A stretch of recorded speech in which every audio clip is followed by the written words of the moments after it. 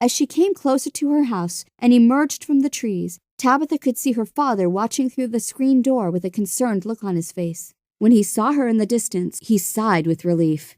"Tabitha," he called out, "get in the house. The storm is coming."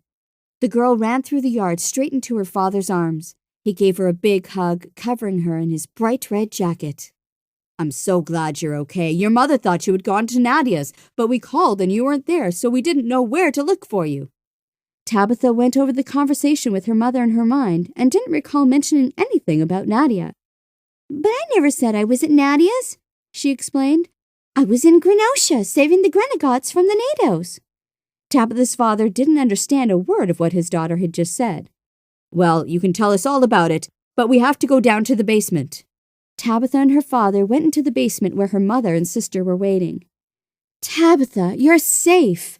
cried her mother as she saw Tabitha coming down the stairs. She grabbed her in her arms and hugged her so tightly she could hardly breathe. "Don't you ever take off like that again, okay?" she whispered in her ear with a tear coming down her cheek. "Don't you ever do that again." "I'm sorry, Mom," said Tabitha. In a corner of the basement, Caitlin was playing with the big purple teddy bear she had received as a birthday present from her Aunt Tracy. She was mad at Tabitha for leaving and didn't want her to know how much she had missed her and how scared she had been. Tabitha walked over to her and kneeled down on the carpet, picking up one of Caitlin's dolls and began stroking its long black hair. "So, did you have fun at your birthday party?" Caitlin didn't look up at her sister. "Yeah."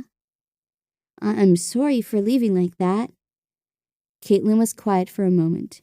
Then her eyes met Tabitha's with a most serious gaze. "You didn't sing for me, Tabby. Then you made me get scared when you ran away." "I know I did, Katie. Do you forgive me?" "No, not yet." What do I have to do to get you to forgive me?" asked Tabitha. Caitlin raised an eyebrow. "You know what?" Just then, the wind started to howl and the rain started to pour, making a terrible racket. Just as quickly, the sound of rain became even louder and heavier. They could see the trees swaying and bending through the tiny basement window as hail the size of grapes, then plums, began to hit the ground. A crack of lightning, followed immediately by a deafening rumble of thunder, made Caitlin jump. She started to cry. "I'm scared, Tabby," she confessed as she grabbed Tabitha's hand. "That doesn't sound good," Tabitha's father whispered in her mother's ear. Then Tabitha picked up Caitlin and sat her on her lap. She wrapped her arms around her little sister and began singing the song Caitlin had been waiting for all day. She started off softly at first, but her voice got stronger as she continued.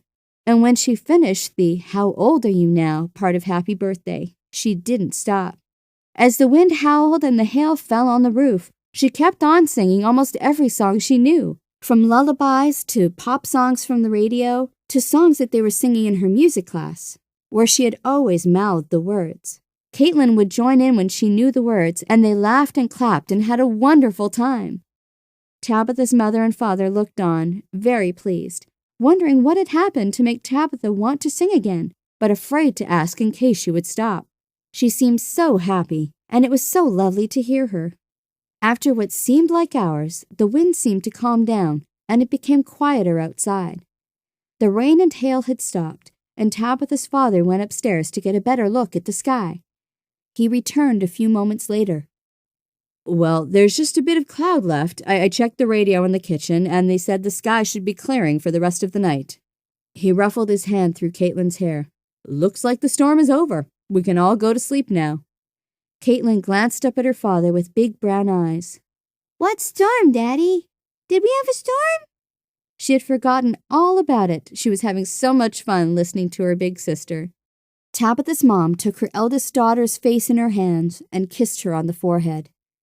"Looks like you chased the storm away," she whispered in Tabitha's ear. "My little girl with the magical voice."